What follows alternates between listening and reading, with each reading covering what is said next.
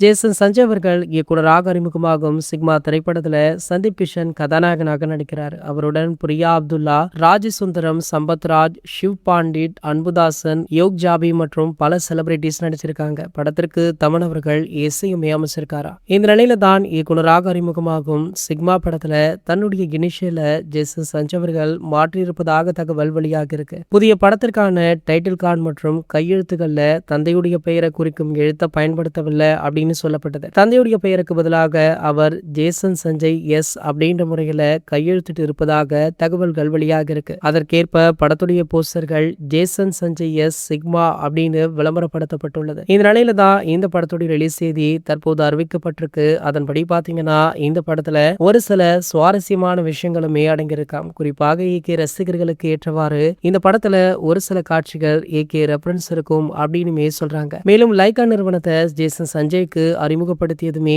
AK அப்படின்றதுனால அவர் இப்படிப்பட்ட காட்சிகளை வைத்திருப்பார் அப்படின்னு ஏகே ரசிகர்களுமே சோசியல் மீடியாக்கள்ல சொல்லிட்டு இருக்காங்க. இது போன்ற செய்திகளை பத்தி நீங்க உடனே தெரிஞ்சுக்க நம்மளுடைய சேனலை மறக்காம சப்ஸ்கிரைப் பண்ணிக்கோங்க.